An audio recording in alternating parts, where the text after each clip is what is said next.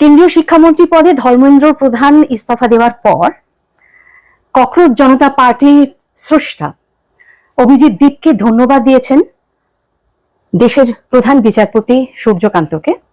তিনি যদি আরশোলা মন্তব্যটা না করতেন তাহলে এই এত বড় আন্দোলনটা তৈরিই হতো না, যেটা ভার্চুয়ালি তৈরি হয়েছিল, তারপর অন গ্রাউন্ড এলো এবং তারপর দেশের একটা বিরাট যুব শক্তি তাদের সঙ্গে সামিল হলো। আপনি কি মনে করেন যে ওই একটা মন্তব্যের জেরেই এত কিছু ঘটে গেল? আন্দোলনটা তৈরি হয়েছে একটা সুপরিকল্পিত ভাবে। সেই পরিকল্পনার যে লক্ষ্য ছিল তা হচ্ছে যে আরএসএস বিজেপির বিরুদ্ধে মানুষের যে ক্ষোভ জন্মাচ্ছে, এটা তো ওরা বুঝতে পারেন। সেই ক্ষোভটাকে কৌশলে একটু বিপথে পরিচালিত করে দেওয়া এবং ওদের রাজনৈতিক সুবিধে মতো আন্দোলনটাকে একটা পরিসমাপ্তির দিকে নিয়ে যাওয়া। কিন্তু যেটা ওরা বুঝতে পারেনি, যেটা বুমেরাং হয়ে গেছে, যে ছাত্র যুব সমাজ তাদের যে জমে থাকা বিক্ষোভ, তারা এইটাকে বিক্ষোভ প্রকাশের একটা সুযোগ খুঁজে নিয়েছে। একটা সাধারণ ভীতির পরিবেশ ছিল, তারা বুঝতে পেরেছে ভীতির পরিবেশটা থাকছে না, কেটে যাচ্ছে। তারপরে লক্ষ্য করবেন যেভাবে দিল্লি পুলিশ আন্দোলনকে ভাঙার জন্য যে পৈশাচিক ভূমিকা নিয়েছেন, সেই ভূমিকাতে কিন্তু গোটা দেশে ছাত্ররা খেপে গিয়েছেন। ছাত্র শুধু না, যে কোনো সচেতন মানুষ তারাও বিক্ষুব্ধ হয়ে পড়েছেন। আন্দোলন হাতের বাইরে চলে গিয়েছিল আরএসএস বিজেপি যারা তৈরি করতে চেয়েছিলেন। এখন এই মুহূর্তে দাঁড়িয়ে তাদের পালাবার একটাই পথ ছিল, সেটা হচ্ছে তারা ভেবেছিলেন সোনাম ওয়াংচুককে দিয়ে অনশন প্রত্যাহার করালে পরে বোধহয় আন্দোলন স্তীমিত হয়ে যাবে। দেখলো তা হচ্ছে না। ছাত্র যুব সমাজ তারা তাদের বিক্ষোভকে ধুমায়িত করছেন এবং ভারতবর্ষের সব জায়গায় ছড়িয়ে গেছে। কিন্তু আপনি বলছেন অনশন ভঙ্গ করার আগে তাকে যেভাবে তুলে নিয়ে যাওয়া হলো এই সমস্তটাই হচ্ছে যন্তর মন্তর থেকে, সেটা হয়তো তারা ভেবেছিলেন চোখের আড়ালে চলে গেলে সোনাম ওয়াংচুক এটাও আস্তে আস্তে স্তীমিত হয়ে যাবে, কিন্তু সেটা হয়নি। এখন ধর্মেন্দ্র প্রধান পদত্যাগ করেছেন এবং পদত্যাগ করতে গিয়েও তিনি একটা বিরাট জাস্টিফিকেশন দেওয়ার চেষ্টা করেছেন এবং সেই জাস্টিফিকেশনের ভিত্তি করে আইটি সেল এখনো লম্পজম্প করছে। ওরা এখনো বুঝতে পারছে না যে ভারতবর্ষের মানুষের মেজাজটা এমন জায়গায় পৌঁছে গিয়েছিল। আমার তো নিজের ধারণা যে কেন্দ্রীয় বাহিনীর মধ্যেও একটা বিক্ষোভ সঞ্চারিত হচ্ছিল। সেজন্যই দেখবেন যে পশ্চিমবঙ্গে ডিপ্লয়েড যে সিআরপিএফ বাহিনী, তাদের তুলে নিয়ে যাওয়া হলো। কারণ দিল্লির বুকে আশেপাশে তো বহু সিআরপিএফ বাহিনী ছিল। তারা দেখছেন কৃষকেরা চলে আসছে, কৃষক ঘরের সন্তানরাই সিআরপিএফ সাধারণত হন। কারণ তারা এটা টের পাচ্ছিলেন যে বিক্ষোভটা কিন্তু প্রশাসনিক পুলিশি অভ্যন্তরেও ধীরে ধীরে ছড়াচ্ছে, তাই এটা দিয়ে চেষ্টা করেছিলেন। তারপরে আরো খানিকটা ধুমায়িত হলো বিচারপতিদের মন্তব্য যে তোমাদের এই ভিডিও দেখার মতো সময় আমাদের নেই। সেটাও সেই প্রধান বিচারপতি। কিন্তু আমি সেটাতে পরে আসবো। আমি জিজ্ঞেস করব যেটা সবার আগে, সেটা হচ্ছে আপনি আমাকে আগেও বলেছিলেন যে আপনার সন্দেহ যে এর পেছনে আরএসএস এর একটা ভূমিকা আছে এই ককরোচ জনতা পার্টি তৈরির পেছনে।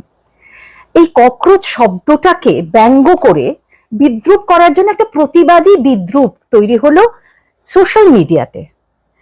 সবাই ভেবেছিল যে ওটা সোশ্যাল মিডিয়া এবং দেখা গেল কয়েক কোটি যুব তার সঙ্গে একজোট হয়ে গেল, অর্থাৎ তারাও এই সঙ্গে একমত হয়ে গেল, চলো আমরা সবাই আরশোলা হয়ে যাই। আপনার মনে হলো যে এই পুরো জিনিসটাকে একটা চ্যানেলাইজ করার চেষ্টা বিজেপি আরএসএস এর। এইটা আপনার বা আপনার মতো আরো কয়েকজনের হয়তো মনে হয়েছে, কিন্তু এটা সবার মনে হয়নি। কারণ তারপর যখন অভিজিৎ দীপকে দেশে ফিরলেন এবং তারপর যখন তারা আন্দোলনটা শুরু করলেন, 1 মাসের বেশি তারা কিন্তু ওই যন্তর মন্তরে বসেছিলেন। তখনও কিন্তু মানুষ এভাবে মেইন স্ট্রিম মিডিয়াকে তো ছেড়েই দিন, অন্যরাও যে খুব বেশি তার সেটা নিয়ে মাথা ঘামাচ্ছিলেন বা সরকারও যে খুব পাত্তা দিচ্ছিলেন তা কিন্তু নয়। এরপরে এসে যোগ দিলেন সোনাম ওয়াংচুক, অনশন শুরু করলেন। অনশন শুরু করার পরেও কিন্তু সেদিকে খুব একটা নজর ছিল না। আমরা যদি ওই ইন্ডিয়া এগেনস্ট করাপশন 2011 সেই আন্দোলনের কথা ভাবি, তখন তো মিডিয়ার ক্যামেরা সবসময় থাকতো ওখানে, সেটাও ছিল না। কিন্তু এরপরে ধীরে ধীরে ব্যাপারটা এমন দিকে চলে যেতে থাকলো যেটা আর সামলানো সরকারের পক্ষে সম্ভব হলো না। এই যে জেন জি যাদের বলা হচ্ছে, এদের শক্তি ঠিক কতটা বা এরা যে কি করতে পারে, এইটা বুঝতে সরকার ব্যর্থ হয়েছে রাজনৈতিক ভাবে। এটা কি আপনি মনে করেন? বটেই তো। সরকার ভেবেছিলেন ওদের আইটি সেল, ওদের মেইন স্ট্রিম মিডিয়া যা স্পন্সর করছেন ওরা, তারা যে তত্ত্বটা হাজির করছেন মানুষ সেই তত্ত্বটাই গিলছে। এতদিন ওর ধারণা ছিল তার তো গিলেছিল, কিন্তু এই আন্দোলনে যখন ধীরে ধীরে সমস্ত লেফট স্টুডেন্ট অর্গানাইজেশন গুলো যুক্ত হয়ে পড়লো, লেফট আইসার ছেলে মেয়েরা ওখানে অনশন শুরু করলেন একসঙ্গে সোনাম ওয়াংচুক, আইসা, এসএফআই, এআইডিএসও যারা সকলেই ওখানে যুক্ত হয়ে পড়লেন। এই যে লেফট ছাত্ররা যুক্ত হওয়ার পর কিন্তু এর একটা প্যান ইন্ডিয়া ইম্প্যাক্ট ক্রিয়েট হলো। ওরা দেখলেন এটা হাতের বাইরে চলে গিয়েছে। কিন্তু ওদের যেটা মেইন ডিমান্ড ছিল অ্যাকাউন্টেবিলিটি, যেটা দেখা যাচ্ছিল যে সরকারের তরফে কেউ অ্যাকাউন্টেবিলিটি নিতে রাজি নন। অর্থাৎ এতগুলো ছেলে মেয়ে আত্মঘাতী হলো, এইভাবে একাধিকবার প্রশ্ন ফাঁস হচ্ছে এবং গত 10 বছরে 150-এর বেশি প্রশ্ন ফাঁস হয়েছে। একজনকে তো অ্যাকাউন্টেবল হতে হবে। তো ওদের অ্যাকাউন্টেবল হবে না তো। আপনি লক্ষ্য করবেন, দেখুন আমার আরেকটা ব্যাখ্যা আছে আমি দিয়েছি, যে আগে রাজ্যভিত্তিক একটা মেরিট এক্সাম হতো। আমাদের এখানে যেমন জয়েন্ট এন্ট্রান্স এক্সাম ছিল, যেটা যথেষ্ট কঠিন পরীক্ষা, এইরকম বিভিন্ন রাজ্যভিত্তিক ছিল। তাতে রাজ্যভিত্তিক যারা যোগ্য সেখানে কিন্তু দুর্নীতির সুযোগটা কম ছিল, আর হলে পরে একটা নির্দিষ্ট রাজ্যেই থাকতে হতো, সীমায়িত, দেশব্যাপী হতো না। সেটাকে ওরা কেন্দ্রীভূত করলেন ন্যাশনাল টেস্টিং এজেন্সি করে, এবং এই করে সেদিন থেকে প্রথম দিন থেকেই দুর্নীতি শুরু হলো। এখনো যে সত্যটা সামনে আসেনি, আসা উচিত ছিল, এই যে বিভিন্ন কোচিং সেন্টার যেখান থেকে সাকসেস রেটটা অনেক বেশি, সেগুলো চালাচ্ছে আরএসএস বিজেপির লোকেরা। কোটি কোটি টাকা তারা কামিয়েছেন। এই সত্যটা সামনে এসে যাবে সেই আশঙ্কাতেই কিন্তু তাড়াতাড়ি ধর্মেন্দ্র প্রধানকে বলি হতে হলো। এবং আপনারা যদি লক্ষ্য করেন, নিশ্চয়ই লক্ষ্য করেছেন, মাঝরাতে মোদিজির যে ফেসবুক ইনস্টাগ্রামে তিনি পোস্ট করেছিলেন তার ভিডিও, মানে সেটা ওই জেনজি কে যাতে অ্যাপিলিং হয়, সেটা তার চেহারা, তার কথা বোঝা যাচ্ছিল যে একজন ধসে পড়া মানুষ। তার সেই বড় বড় বক্তৃতা, পিঠ বাজিয়ে ঘাড় বাজিয়ে হোঁক করে সে সবার ছিল না। এর থেকেই বোঝা যায় যে ওদের কাছে যে ইনফরমেশন পৌঁছচ্ছিল সেটা হচ্ছে বিপদ খুব সামনে। মানে তিনি এতদিন ধরে একটা না তার মনের কথা শুনিয়ে যাচ্ছিলেন, কিন্তু এইবারে যুবরা বলছে আমাদের মনের কথা তাহলে কবে শোনা হবে? এই হয় নিয়মে, এটা হয়। আপনি সমাজ তো দান্দিক পদ্ধতিতে এগোয়। একটা সময় হয়তো বহু মানুষ তারা প্রচারে হিন্দু ধর্ম এই করে একেবারে মোহিত ছিলেন।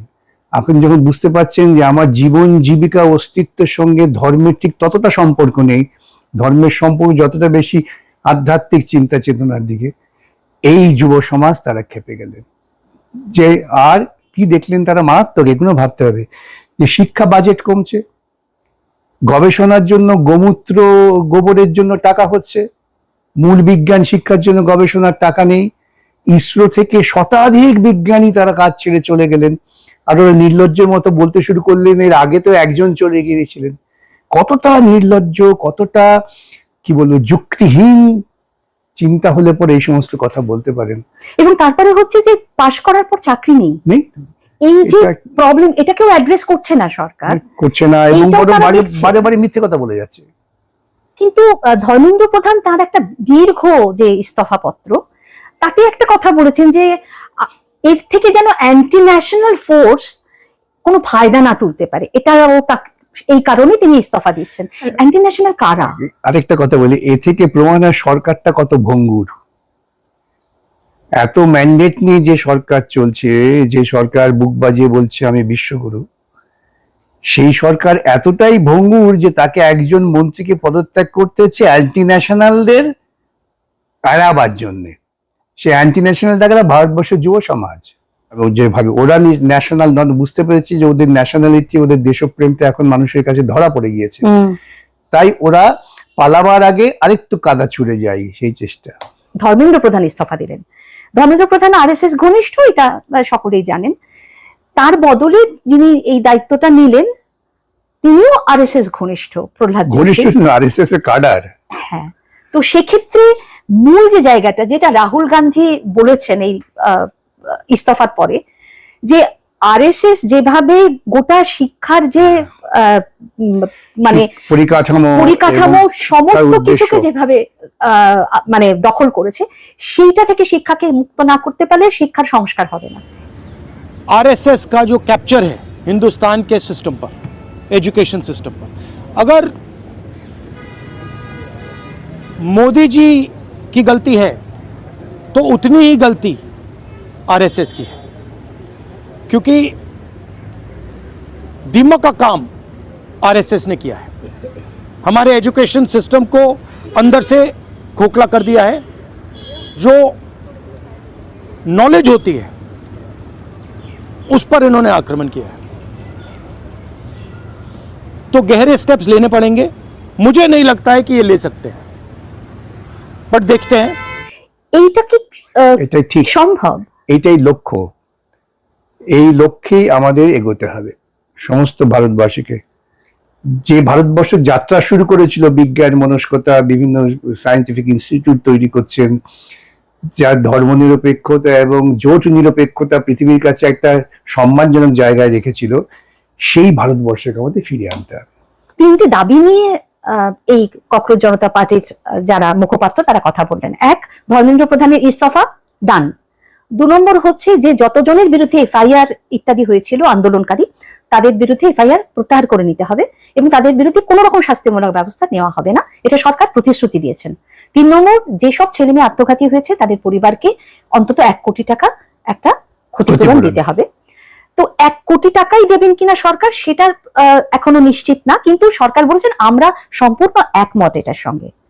যেটা এর মধ্যে এলো না সেটা হচ্ছে যে নির্মমতার সঙ্গে ছেলে মেয়েদের ওপরে লাঠিচার্জ হয়েছে, যে পেলেট গান ব্যবহার হয়েছে, যেটা দিল্লি পুলিশ অস্বীকার করছে, কিন্তু আমরা ছবি দেখছি পেলেট গানের ক্ষত। তো এইটার জন্য যারা দায়ী তাদের বিরুদ্ধে ব্যবস্থা নিতে হবে, এই দাবিটা কিন্তু আমরা ওই মুখপাত্রদের কাছে শুনলাম না। প্রধানমন্ত্রীকে ক্ষমা চাইতে হবে যুব সমাজের কাছে, এটা আমরা শুনলাম না। স্বরাষ্ট্রমন্ত্রীর অধীনে তো দিল্লি পুলিশ, তাহলে এত সাংঘাতিক ভাবে ছাত্রদের ওপরে যে লাঠিচার্জ হলো সেটার দায় তো স্বরাষ্ট্রমন্ত্রীকেও নিতে হবে, এটাও কিছু শুনলাম না। তো কোথাও কি একটা এখানে একটা আপোষের জায়গা হলো মনে হয়? বটেই তো, আমি যে বলেছিলাম যে যাত্রাটা শুরু হয়েছিল কাদের অঙ্গুলি হেলনে, সেই যাত্রার যে লক্ষ্য ছিল সেই লক্ষ্যের দিকে তারা এগোচ্ছিলেন, কিন্তু মাঝখান থেকে গন্ডগোল পেকে গেল যে যুব জনচেতনা যে এত বৃহত্তর বিস্ফোরণের দিকে যাবে এটা ওদের হিসেবে ছিল না। ওরা ভাবতে পারেনি যে বিজেপি নেতাদের ছেলে মেয়েরা প্রকাশ্যে দাঁড়িয়ে তার বাবা মাকে নিন্দা করছে। এটা যদি গতিবেগ পেয়ে যায় যা যাচ্ছিল, তাতে ওদের ঘুম ছুটে যেত, এবং সেই জন্য তাড়াহুড়ো করে একটা কম্প্রোমাইজ আসা হলো, যে কম্প্রোমাইজটা যেটা আপনি বললেন যে বৃহত্তর ক্ষেত্রে যে বিষয়গুলো ভাবা উচিত ছিল সেটা নিয়ে আলোচনা হলো না। কিন্তু আমি আপনাকে এটুকু বলতে পারি, আলোচনা না করে পালাবার জায়গা নেই, কারণ বিষয়টা নিয়ে কিন্তু কোর্টে এখন বিষয়টা আবার উঠেছে দিল্লি হাইকোর্টে, যে যারা এইভাবে নির্মম অত্যাচার করেছে তাদের বিরুদ্ধে ব্যবস্থা নেওয়া হোক। অত অভিভাবক যে চলে এলেন ছেলে মেয়ের সঙ্গে কেন? এবং সবচেয়ে বড় কথা, খাবার, জল, যে যেমন পাচ্ছে, ওষুধ, কমিউনিটি সার্ভিস, হ্যাঁ, মানে বিদেশ থেকে পাঠাচ্ছেন, দেশের বিভিন্ন প্রান্ত থেকে, মানে বাড়তি হয়ে যাচ্ছে। মানে একই জিনিস আমরা দেখেছিলাম যখন আরজিকর আন্দোলন হয়েছিল, তখন কিভাবে অভিভাবকরাও এই মানুষগুলোর সঙ্গে, এই ছেলে মেয়েদের সঙ্গে মানে যুক্ত হয়েছিলেন। কিন্তু তবু আমি বলবো যে 12 বছরের যে শাসন আমরা দেখছি নরেন্দ্র মোদী সরকারের, এই প্রথম এত বড় মাপের কোনো মন্ত্রীকে পদত্যাগ করতে হলো। এই চাপটা কিন্তু এর আগে আমরা কখনো এভাবে তৈরি হতে দেখিনি। যে কথা আমরা বলি যে মানুষ যখন একটা আন্দোলনে যায় নির্দিষ্ট লক্ষ্যকে সামনে রেখে, তাকে ঠেকানো যায় না। তথাকথিত যে রাজনৈতিক দলগুলো তারা এতে ছিল না, কিন্তু তারা সলিডারিটি দেখিয়েছেন হয়তো, কিন্তু শুরুটা হয়েছে এমন একটা সংগঠন যাদের কোনো রাজনৈতিক পরিচয় নেই, অস্তিত্বই নেই, এইটাই। অথচ তার সঙ্গে এত মানুষ রিলেট করলো, এত ছেলে মেয়ে অল্প বয়সী। কারণ হচ্ছে যে দাবিটা ছিল একেবারে সাধারণ ছাত্র যুবদের মনের কথা, সেই জন্যই কিন্তু তারা রিলেট করেছেন, তারা আন্দোলনে যুক্ত হয়েছে। ওই যে বললাম, ওরা বুঝতে পারেনি যেটা বুমেরাং হয়ে যাবে। আমি কলকাতার কথা বলি, যে শুক্রবার অর্থাৎ 24 তারিখে আমরা এই আন্দোলনের সমর্থনে, যুব আন্দোলনের সমর্থনে এবং যেভাবে লাঠিচার্জ হয়েছে তার প্রতিবাদে একটা বিশাল জমায়েত দেখলাম, বিশাল, মানে যাদেরকে আমাদের মুখ্যমন্ত্রী শুক্রবারই আখ্যা দিচ্ছেন, তো এরপরে তারা ধর্মতলায় জমায়েত হবার পর এই যে অশান্তিটা হলো, এবার সাংবাদিকদের মার খাওয়া ইত্যাদি এইটা নিয়ে একটা অন্য ন্যারেটিভ তৈরি হলো, এবং সেখানে যারা অভিযুক্ত তাদেরকে গ্রেপ্তার করা হয়েছে, অনেককেই গ্রেপ্তার করা হয়েছে, অন্তত 14 জনকে সম্ভবত গ্রেপ্তার করা হয়েছে, তার থেকে আরো বাড়বে এই সংখ্যাটা। কিন্তু আমি আপনাকে জিজ্ঞেস করবো এটা কি করে ঘটতে পারলো, কারণ যারা এটা সংগঠিত করেছিলেন তারা কিন্তু সচেতন মানুষ, ছেলে মেয়ে যারা জানে যে এরকম কিছু ঘটতে পারে, তো তারপরেও এটাকে একেবারে আটকানো গেল না কেন? না, আসলে এটা আমরা তো হাইন্ডসাইট আলোচনা করছি। ঘটনা ঘটে যাওয়ার পর যখন এই ছাত্র যুবরা জমায়েত দেখেছেন, তারা তো ভাবেননি যে এর মধ্যে এত ব্যাপক জমায়েত হবে এবং বিজেপির গুন্ডাটা ঢুকে পড়বেন, এটা ভাবা ছিল না। বরং মিছিল করতেই দেওয়া হয় না, যারা মিছিল করে তার নামে আমাদের সংগঠিত 10-12 হাজার হলেই অনেক বেশি। কিন্তু এই যে বিস্ফোরণ হয়েছে, এই বিস্ফোরণে কিন্তু ওরা আতঙ্কিত এবং ওরাই ঢুকে পড়েছে। দেখবেন একটা ভিডিও দেখা যাচ্ছে, ফায়ার ব্রিগেডের একটা গাড়ির উপর দাঁড়িয়ে গেরুয়া পাঞ্জাবি পরে একজন কিটা ছুঁড়ে মারছেন। ওরা চেয়েছিল এই গন্ডগোলটা পাকিয়ে দিই, কেন অতখানি মিছিল এলো, আমরা তো যেতেই পারলাম না, সমস্ত ব্লক করে দিয়েছে। এইরকম ভাবে ব্লক করে দেওয়া আমি ইতিপূর্বে দেখিনি। তো সে এলো শেষ পর্যায়ে, একেবারে শেষ পর্যায়ে এসে গন্ডগোলটা হলো, এবং গন্ডগোলটা লক্ষ্য করবেন পুলিশের ওপর আক্রমণ। আমরা বামপন্থীরা চিরকাল লড়াই করেছি, আমরা আক্রান্ত হয়েছি, আমরা পাল্টা আক্রমণ করিনি। আর এক নির্দিষ্ট গোষ্ঠীর সাংবাদিকদের ওপর আক্রমণ। অনেক সাংবাদিকরা বলছেন, তারা আমাকেও বলেছেন যে এসএফআই ইউএফএইচ এর আপ্রাণ চেষ্টা করছে ঠেকাবার, তারা পারেনি, তারাও আক্রান্ত হয়েছে। এইটা হচ্ছে, এটা একটা জীবনের অভিজ্ঞতা। এটা হয় একটা অভিজ্ঞতা ছাত্র যারা আন্দোলন করেন বা যারা বৃহত্তর আন্দোলন করেন, যে সচেতন থাকতে হবে যে বাইরের লোক ঢুকে পড়ে গন্ডগোল করতে পারেন। এটা ওদের বোঝা উচিত ছিল, সেটা কেউ বুঝতে পারি না। এত বড় জমায়েত হবে কারো হিসেবে ছিল না। না ঠিক, কিন্তু আপনার কথা থেকে যেটা বেরিয়ে আসছে সেটা হচ্ছে একটা নির্দিষ্ট শ্রেণীর সাংবাদিকরা আক্রান্ত হয়েছেন, যাকে গদি মিডিয়া আখ্যা দেওয়া হয়, যারা কনস্ট্যান্ট সরকারের হয়ে বা সরকারের শাসক দলের হয়ে নানা ধরনের প্রচারমূলক খবর করতে থাকেন, এবং উল্টো দিকে যারা আছেন তাদেরকে নানাভাবে ডিমিং করার চেষ্টা করেন। তো এইটা দেখা গেছে যন্তর মন্তরেও, এই যারা তথাকথিত গদি মিডিয়ার সাংবাদিক আছেন তাদেরকে একেবারে গলা ধাক্কা দিয়ে বের করে দেওয়া হয়েছে। কিন্তু আমার আপনাকে প্রশ্ন, যে সাংবাদিকরা যারা চাকরি করছেন ওখানে, তারা কিন্তু নীতি নির্ধারক নন। একদম আপনার সঙ্গে সহমত। আমি বলেওছি ইতিপূর্বে যে সাংবাদিকরা তারা সংবাদপত্রের নীতি নির্ধারণ করেন না, কিন্তু মানুষের তো ক্ষোভ জন্মে যায়, মানুষ তো তাকে দেখতে পাচ্ছে। হ্যাঁ, আপনি বলুন আপনি বাংলাদেশে কিনা, হ্যাঁ আপনি বাংলাদেশ, এই যে প্রবণতা, হ্যাঁ বিকাশ বাবু আপনি বলুন আপনি গরু খেয়েছিলেন কেন, আপনি হিন্দু বিরোধী কেন। যারা এই ভূমিকাগুলো করছেন, যারা দেখেন, তাদের মধ্যে একটা খুব, কিন্তু আমি বলবো এটা পরিকল্পনা করে করা হয়েছে, কেন এরপরে মিডিয়ার কাউন্টার অ্যাটাকটা আসবে বামেদের বিরুদ্ধে, শুরু হয়ে গেছে। এই আক্রমণটা এখন বামেদের বিরুদ্ধে হচ্ছে, এই মিডিয়ারা করছে। কিন্তু এক্ষেত্রে যেটা প্রশ্ন আসবে সেটা হচ্ছে, যাদেরকে ধরা হয়েছে তাদেরকে, তাদের বিরুদ্ধে সেই গুন্ডা দমন আইন, যেটা একেবারে সদ্য বিধানসভায় পাশ হয়ে তারপরে আইন হলো, আপনি যেটা বলেছিলেন যে বিজ্ঞপ্তি জারি হয়নি তখনো পর্যন্ত, মুখ্যমন্ত্রী ঘোষণা করলেন যে যাদেরকে এই ইস্যুতে ধরা হয়েছে তাদের বিরুদ্ধে গুন্ডা দমন আইন প্রয়োগ করা হবে, 3 প্রজন্ম তারা মনে রাখবে যে তারা কি করেছিল। এবং বিধানসভায় দাঁড়িয়ে তিনি যাদেরকে চিহ্নিত করা হয়েছে তাদের 5 জনের নাম বললেন, এবং সেই 5 জনের থাকার জায়গাগুলো উল্লেখ করলেন খুব নির্দিষ্ট ভাবে। এর পেছনে কি কারণ? আমি তো বলবো উনি নিয়োগ করেছেন। এত তাড়াতাড়ি সব খুঁজে বার করা, এটা তো আমি যদি বলি বিজেপি এই লোকগুলোকে ডেপুট করেছে, পাল্টা বলুন।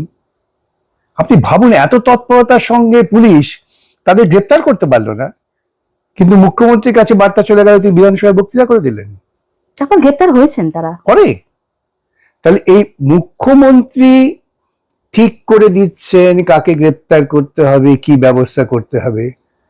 আইনের যারা শাসক তারা ঠিক করছেন না। কিন্তু একটা নির্দিষ্ট কমিউনিটির উদ্দেশ্য কি? আমি তো বারবার বলছি, এই রাজ্যের মুখ্যমন্ত্রী একেবারে মোদির ঢঙে মানুষের মধ্যে বিভাজন তৈরি করছেন। এর থেকে বড় অপরাধ হতে পারে না। উনি পরিকল্পিতভাবে মানুষের মধ্যে বিভাজন তৈরি করছেন। গুন্ডা দমন আইন আদালতে আমরা চ্যালেঞ্জ করেছি, তার কোনো চালুই হয়নি, আইন কার্যকর হয়নি, আর উনি বক্তৃতা করে দিচ্ছেন। আপনার কি মনে হয় না যে দেশের প্রধান বিচারপতি তিনি যখন কোনো মন্তব্য করছেন, তিনি কিন্তু সমস্ত যুব সমাজকে ককরোচ বলেননি, আনএমপ্লয়েড ইউথকে ককরোচ বলেননি, তিনি একটা নির্দিষ্ট শ্রেণীকে বলতে চেয়েছেন ককরোচ, কিন্তু এই শব্দটাই একটা অন্য জায়গায় চলে গেল, আপত্তিকর শব্দ এবং প্যারাসাইট। হ্যাঁ, এবং এই জন্য বলা হয় আনপার্লামেন্টেরিয়ান। এই কোন শব্দকে বলা হয় আনপার্লামেন্ট। কেন? এই শব্দর প্রয়োগটা, অভিঘাতটা অনেক বৃহত্তর ক্ষেত্রে আসে। এই যে দেখবেন অনেক শব্দ, এখন বলছি না, যেহেতু মামলা আছে, সে মামলার সময় বলবো, যে তুমি ককরোচ বললে কেন, আর কে বলছেন? দেশের প্রধান বিচারপতি, মানে জুডিশিয়ারি, যিনি শেষ ভরসা, শেষ ভরসার আশ্রয়স্থল থেকে প্রধান বিচারপতি একথা বলছেন। স্বভাবতই এটা কিন্তু আবেগে লাগে, প্রত্যেকেই ভাবতে শুরু করে তাহলে কি আমি ককরোচ। উনি কাকে বলেছেন, কি ব্যাখ্যা করেছে, এটা পরের কথা। এক্স্যাক্টলি। আমি তো বাক্য ছুড়ে দিয়েছি। এই যে কথা বলে না, যে হাতের বান আর মুখের বাণী একবার বেরিয়ে গেলে আর ফেরত নেওয়া যায় না। তো তারপরেও কিন্তু সেই একই জায়গায় তিনি গেলেন, বললেন আমাদের সময় নেই, আমাদের সময় নষ্ট করবেন না, আপনার সময় নষ্ট করবেন না, ভিডিও দেখার সময় নেই। আমি একটা প্রবন্ধ লিখেছিলাম, গণশক্তি বলেছিলাম যে আমাদের ভারতবর্ষের বিচারপতিদের না মানবিক হওয়া দরকার। ভাবুন তো, ওই স্ট্যান কিনা যেন ভদ্রলোকের মারা গেলেন জেলে, একটা স্ট্র তিনি খেতে পাচ্ছেন না, স্ট্যান স্বামী। বিচারকরা এক আদেশটা দিতে পেলেন না, পুলিশের উপর দেওয়া হোক। এই হচ্ছে প্রেজুডিস। আমি যখন মানুষকে মানুষ না ভেবে মানুষকে আমি তাকে তার অন্য পরিচয়ের ভিত্তিতে দেখার চেষ্টা করি, তখন আমি অমানুষ হয়ে যাই। মানে সেই কারণেই হয়তো বিচারপতি উজ্জ্বল ভূঁইয়া বলেন যে গঙ্গাবক্ষে মুরগির মাংস খাওয়া অপরাধ কবে হলো। সেই জন্যই আমাদের সকলকেই, যারা বিশেষ করে দায়িত্বপ্রাপ্ত হন, তাদের একটু সতর্ক থাকতে হবে যে আমি কি বলছি, সতর্ক থাকতে হবে, সহানুভূতি সম্পন্ন হতে হবে। আপনার কি মনে হয় যে এটা তো একটা আন্দোলন ছিল, সেটা এবার প্রত্যাহার হয়ে গেছে, কিন্তু এটাকে কেন্দ্র করে বিরোধীদের মধ্যে যে একটা ঐক্যবদ্ধ রূপ আমরা দেখেছি পার্লামেন্টের ভেতরে এবং পার্লামেন্টের বাইরেও, তো এইটার এবার কি হবে? কথা না, একটা স্ফুলিঙ্গ দাবানল তৈরি করে। এখন এটা দাবানলে তৈরি হবে কি হবে না, সময় বলবে।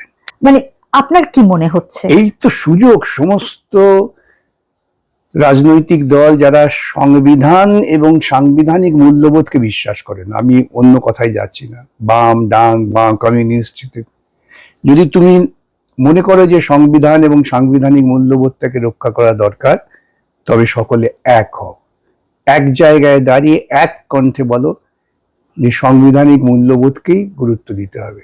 এই জায়গায় সকলকে এক হতে হবে। যদি কেউ না হয়, ইতিহাস কাউকে ক্ষমা করবে না।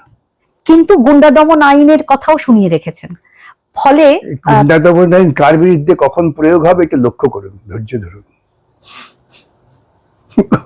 বড় বড় বক্তৃতা হচ্ছে গুন্ডা দমন আইন, দেখা যাবে কার বিরুদ্ধে প্রয়োগ হয়।